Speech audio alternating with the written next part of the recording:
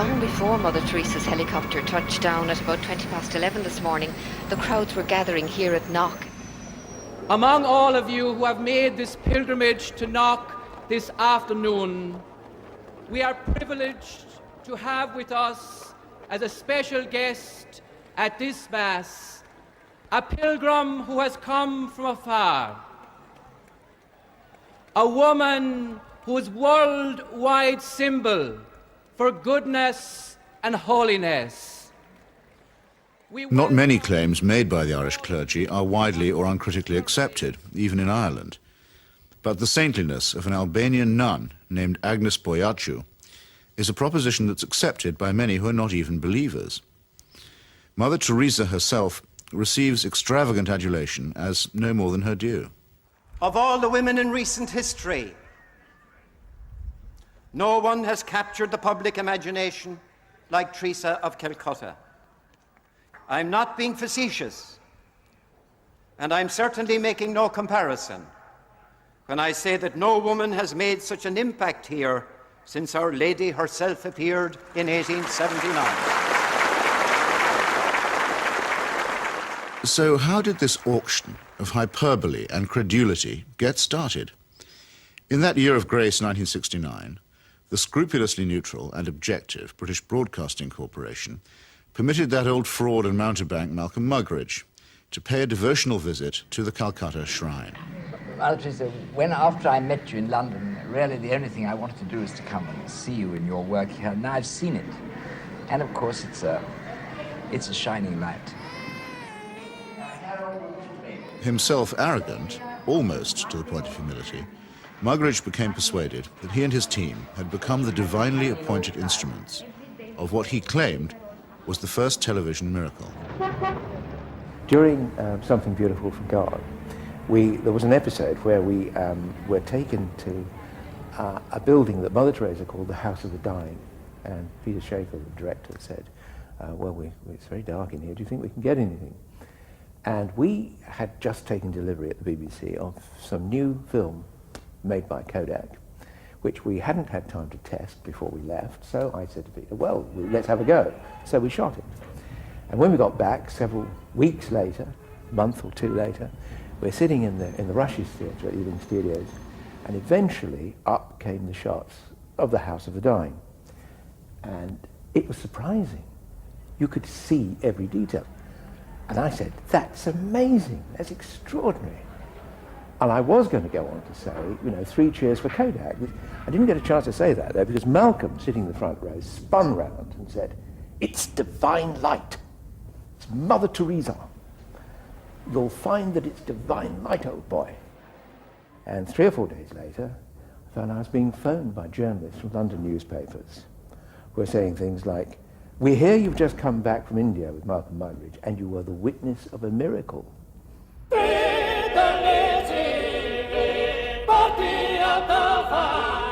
And a star was born. This profane marriage between tawdry media hype and medieval superstition gave birth to an icon which few have since had the poor taste to question. It's like you're actually seeing a living saint. Give a man a reputation as an early riser, said Mark Twain, and that man can sleep till noon. How does the reputation of Holy Mother Teresa look if, just for a moment, we switch off Malcolm Muggeridge's kindly light?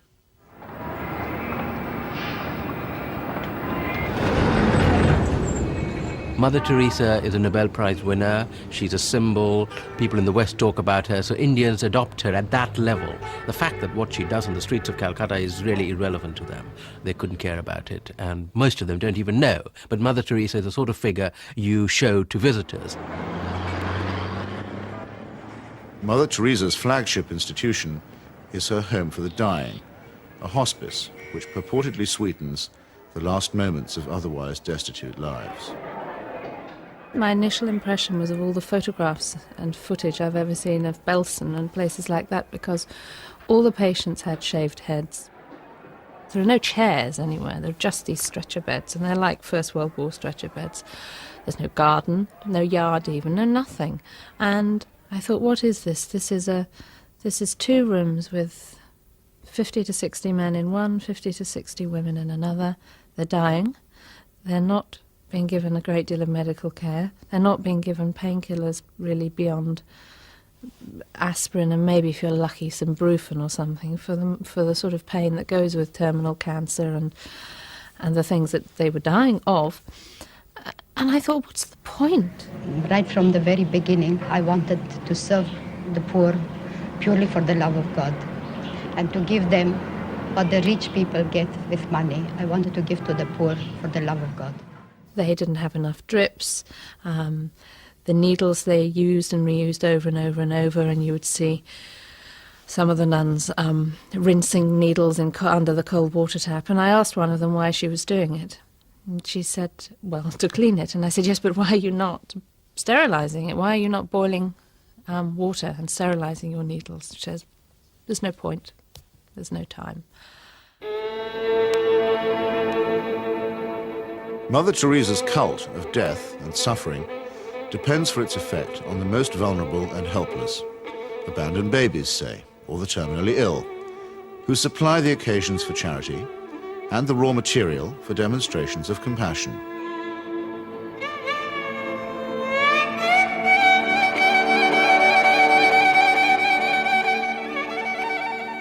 The first day I was there, when I'd finished working in the women's ward, I went and waited on the edge of the men's ward for my boyfriend, who was looking after a boy of 15 who was dying. And an American doctor told me that she had been trying to treat this boy and that he had a really relatively simple kidney complaint that had simply got worse and worse and worse because he hadn't had antibiotics, and he actually needed an operation. I don't recall what the problem was. She did tell me. And she was so angry, but also very resigned, which so many people become in that situation. She said, well, they won't take him to hospital. And I said, why? All you have to do is get a cab, take him to the nearest hospital, demand that he has treatment, get him an operation. She said, they don't do it. They won't do it. If they do it for one, they do it for everybody. And I thought, but this kid's 15.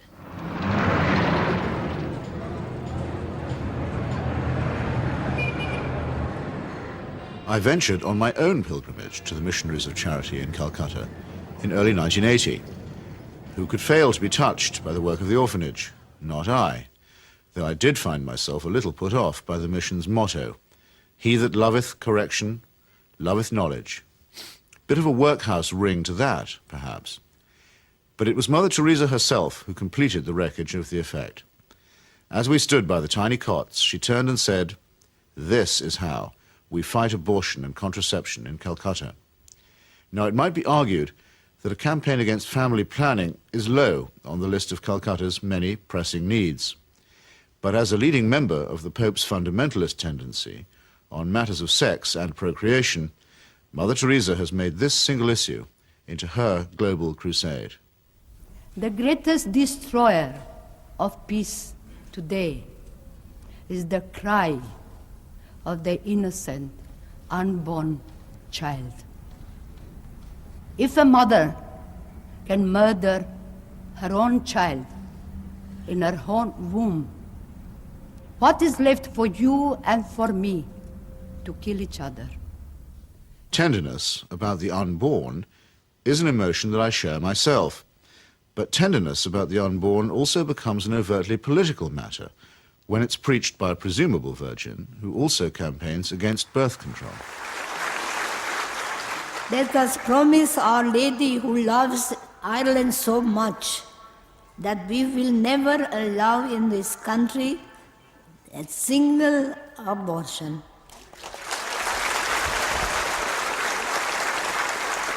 And no contraceptives. Mother Teresa has no politics, so she maintains, and so many people believe. But when she came to London in 1988, ostensibly as an advocate for the homeless, she bent the ear of the Iron Lady and sought to steer her to the support of a bill limiting abortion. The sponsors of that bill, who arranged the meeting, were in no doubt that her intervention was political. She's not a party political figure, but she's a political figure in the sense that, A, she is part of what may be called the Catholic agenda, the broader Christian right agenda, and the Catholic Church has been following what has generally been considered a hard-line approach under the present Pope. Now, she's part of that agenda, and that is fairly political agenda. I mean, you know, no abortion, opposition to birth control, ideas like that are fairly, you could say they would be contested in the political arena. And the second factor is that she is also part, if you like, of the Western agenda, where the West is still part of the third world. The rich world has a poor conscience. It wants, in fact it needs, to think that someone, somewhere, is doing something about the third world. And the Mother Teresa myth ministers to this desire. Here is a Western woman who has forsaken her life, albeit whatever life she might have had in Albania, you know, for sacrifice herself for the people of the third world. It makes the West feel better, you know. This is one of us again, once again rescuing the third world. Raising the roof. Yes, raising the roof. He's got his rations. Yes, he's got it, he's cleaning it. And then pecho shop. In the subliminal appeal that she generates, there is something of the mission to the heathen, something of the old colonial outpost, and something of Florence Nightingale. While in the silent and abject demeanour of her patients, there is something of the deserving poor. The great white hope in this iconography takes on the big black hole. And the rewards are by no means all in heaven.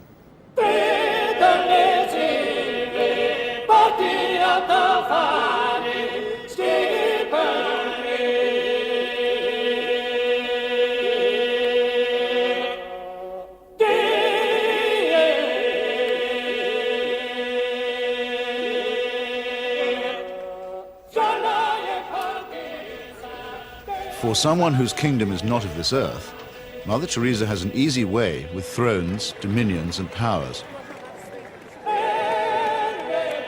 Why do the rulers of this sinful and selfish world find her so awfully congenial? Is it because she returns the compliment? She may or may not comfort the afflicted, but she has certainly never been known to afflict the comfortable. Some people See her here, posing with Ron and Nancy. in the truest sense, citizens of the world. Mother Teresa is. The very hand that bestowed the Medal of Freedom on Mother Teresa armed and paid the death squads of Central America. Accepting the award, with her customary modesty, on behalf of all the world's poor, she croaked, "I never realized that you loved the people so tenderly." I must say, I hadn't noticed that either. Reagan's proxies murdered, among many others, 4 American nuns and the Catholic Archbishop of San Salvador at the very moment that he was celebrating Mass. But, visiting the slaughterhouse states of the region during that period, Mother Teresa found nothing untoward.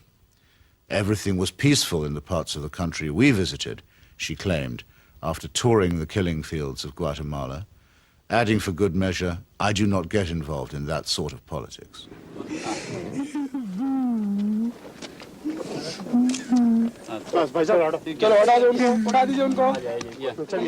In 1984, a ghastly chemical spill from the Union Carbide plant in the Indian town of Bhopal took 2,500 lives and poisoned thousands more.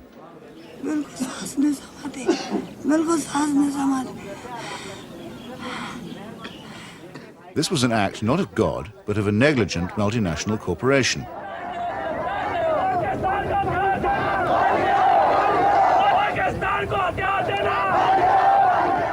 Mother Teresa's advice to the angry victims? Forgive. Forgive.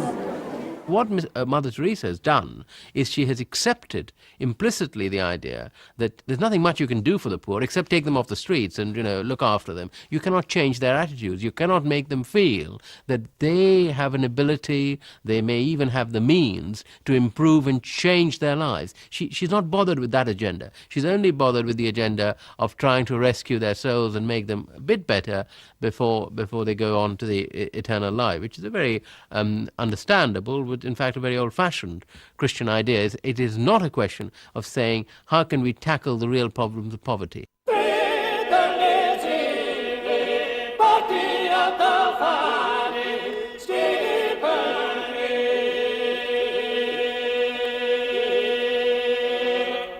Like most people who claim to be apolitical, Mother Teresa is in practice and in theory an ally of the status quo, and when the status quo is threatened, a trusted ally of the conservative forces. This places her in bold contrast to those, even among the religious, who have rejected the fatalistic and submissive conclusions about poverty that are promulgated by Catholic traditionalists like her. With our hands, with our life, with our love, we ask justice, we ask freedom, and we take justice, because the justice is not like a gift which they gave. No, liberty, freedom, they don't give that. We have to take that. And in fact, we go through the streets and we took our liberty, we took our freedom, asking for justice. The Roman Catholic hierarchy has never forgiven Father Aristide, the legally elected president of Haiti, whom it regards as a base heretic. For his efforts to chase the moneylenders from the temple, he was banished from his order and forbidden to serve Mass. To the very last, the Vatican was the only foreign power to recognize the military junta that misruled Haiti. And the ground for this, too, was prepared by Mother Teresa. In 1980, she visited the island and accepted the Haitian Legion of Honor Award from Baby Doc Duvalier. She found much to praise in his corrupt, dynastic regime, telling astonished reporters that she had, quote, never seen the poor people being so familiar with their head of state as they were with the Duvaliers. It was a beautiful lesson for me, she simpered. I've learned something from it. The Haitian people, indeed, could not wait to get close to the Duvaliers, who in their turn moved forever to the French Riviera.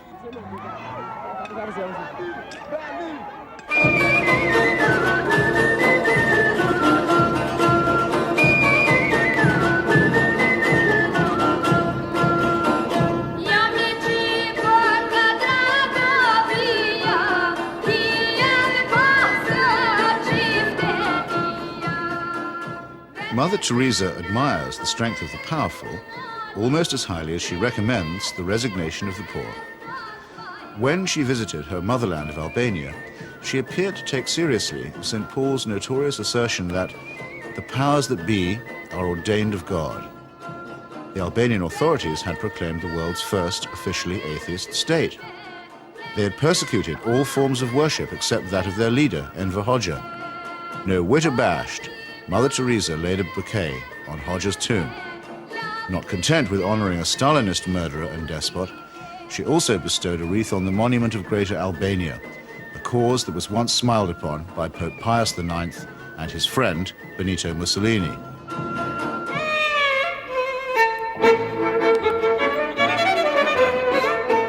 Albania is, for secular reasons, quite rich in orphans. So there was ample scope for an orphanage specialist to praise the institutions of the regime while keeping silent about its victims.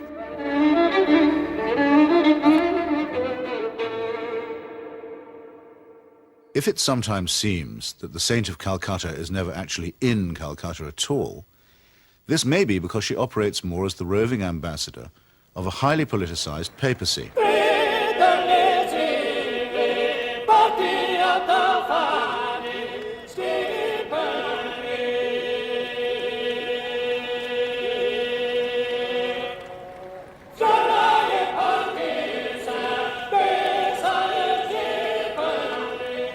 Vatican foreign policy has taken her from the shores of Lebanon, where the Roman Catholic militia perpetrated the mass murder at the Sabra and Shatila camps, to Nicaragua, where the Cardinal was the patron of the Contras, to Armenia, where she helped Mother Church gain a foothold in the Soviet Union. In return, the present Pope is known to have placed her on the fast track for canonization. This is the kind of politics in which she does indeed get involved. Sometimes when I think of Mother,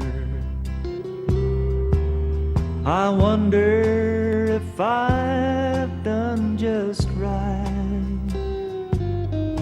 Though I'm many miles away, I can almost hear her say, where's my wandering boy tonight? Robert Maxwell's genius for self-promotion made a nice fit with Mother Teresa's talent for fundraising. It became hard to decide which of the two was using which, or was it both? Ever since In the United States, Mother Teresa accepted well over $1 million from Mr. Charles Keating, a right-wing Catholic fundamentalist and anti-pornography crusader who was also a California savings and loan tycoon. Mr. Keating's problem was that he was using other people's money. He's now behind bars after the greatest scandal in American financial history. But while he was flying high, Mother Teresa flew right along with him. She got the use of his private plane. He got a personalized Mother Teresa crucifix, which he used to store up treasure on earth. Let's get him out of here. Why should the missionaries of charity have such a special vocation for work among the rich? And does Mother Teresa pick frauds because they need her help more than the honest billionaires? It's not a question that she's ever answered, but then, in the prevailing atmosphere of piety and adoration, it's not a question that she's ever been asked.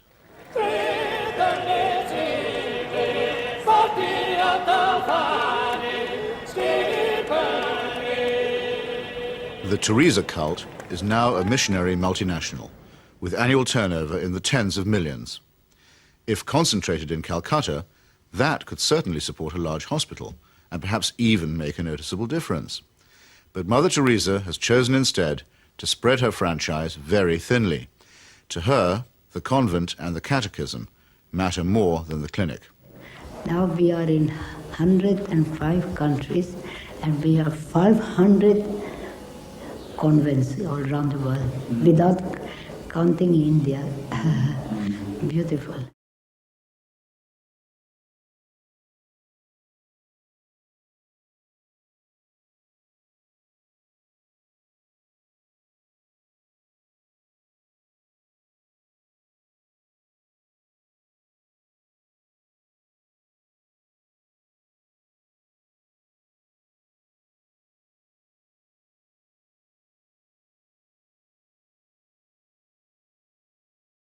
Modesty, simplicity, humility.